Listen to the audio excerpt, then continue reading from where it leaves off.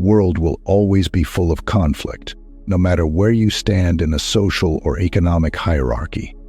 You will always find yourself in the vast vicinity of competition and confrontation. Everyone wants eternal peace, yet for so long in this exceptionally visceral and well-documented history of humanity, we always see the pattern of conflicts and reconciliations repeat themselves all over again.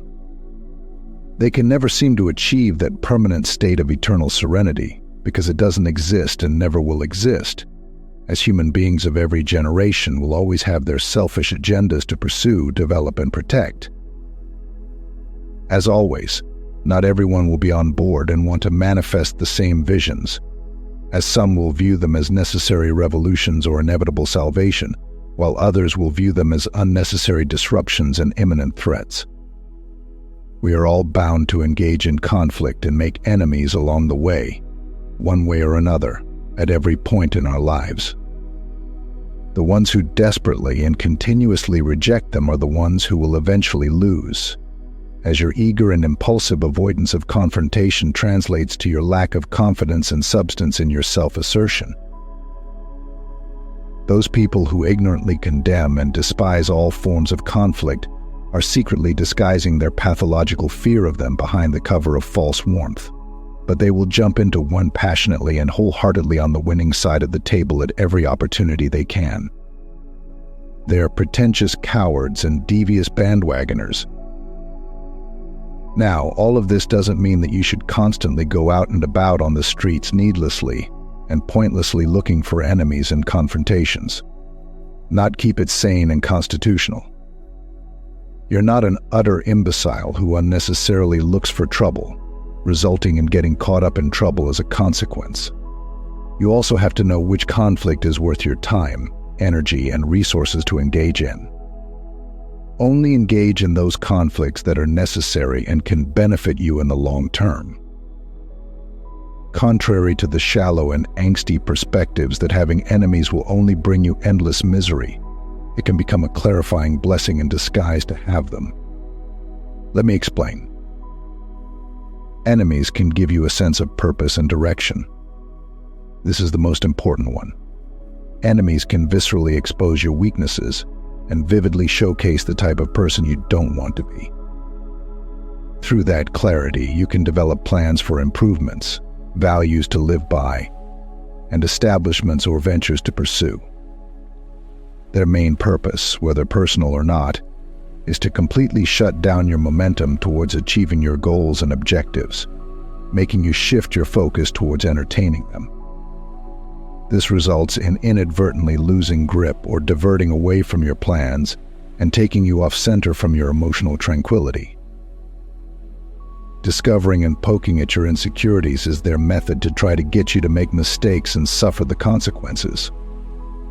Both cognitive and emotional warfare with yourself and when dealing with the conduct of your enemies will often make you feel added pressure and intensity towards succeeding in your pursuit, proving them wrong, and providing you are in the right mentality that will tremendously help to sharpen your instincts, keep you vigilant and considerate with every move you make. Because you are not just climbing the mountain now, you also have to fend off threats while climbing. Utilize the objective clarity that your enemies initially gave you to keep yourself refocused and concentrated. Enemies will always get you to become more emotionally invested than usual. It is inevitable because they pose a direct threat, trying to completely remove you from relevance and existence. However, you must objectively control and utilize that additional impetus and stakes to ramp up your responsibility and consistency. Remain entirely focused on your tasks and win through your actions instead of your words. It is all about the battle of integrity and objectivity, especially in this day and age where everyone puts a huge emphasis on putting your money where your mouth is. Exposing dishonesty and delivering tangible or plausible results is a measure of credibility. The quantity and quality of enemies are a measure of the quantity and quality of your deeds. The enemies you have translate the amount and quality of your deeds, whether they are good or bad deeds. The more diversely vast and notoriously renowned your enemies are, It always reciprocates vice versa the degree of impact, influence, and scale of those deeds. Of course, I'm not encouraging you, gentlemen, to be serial killers, rapists, swindlers, and dictators for the sake of making leaders of multiple countries your enemies. But in civilized essence, the more real-world value you have and demonstrate, the more authority and influence you have over others.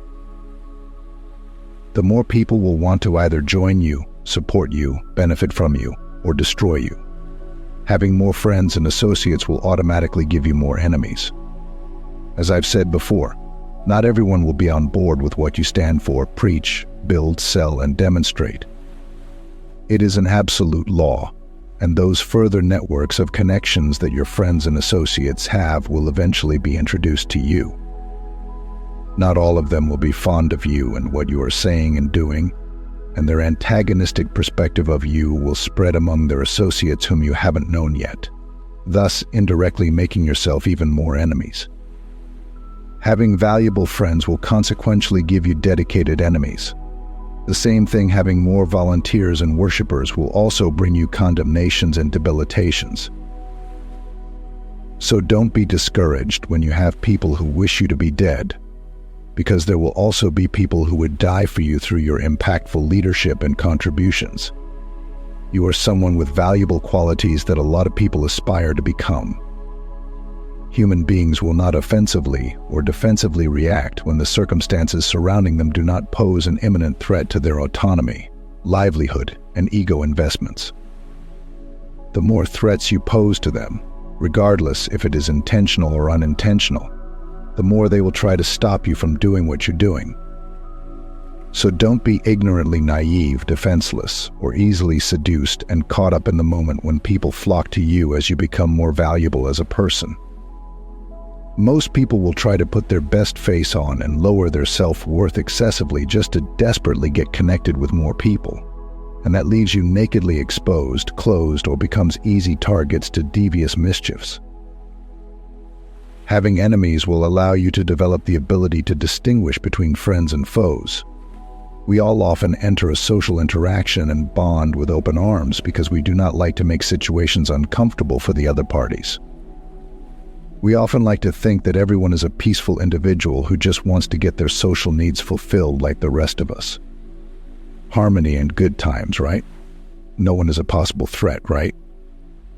We're all civilized and righteous individuals with solid principles, right? We rarely think or contemplate deeper of a person's true motives until they inexplicably demonstrate them in front of us, or we hear about them from someone else that we can trust. This is what will make you vulnerable to a friend or associate who is secretly an enemy. A very simple example is a friend who betrays and utilizes you for his or her conveniently selfish objectives and leaves you empty-handed and helpless, with ridicule and avoidance. You must prevent yourself from being emotionally consumed and egotistically pig-headed during moments of loss that you start to shift the entire blame on the dishonorable ethics of your enemies for your misfortunes. You got taken advantage of, you got dismissively benefited like a front door carpet you lost, and it is mainly your lack of sound judgments, preparations, and experiences in identifying the true intentions of individuals that come into your life. Most of us will never know how to make a thorough and sound judgment of others without experiencing the circumstances of being betrayed or taken advantage of.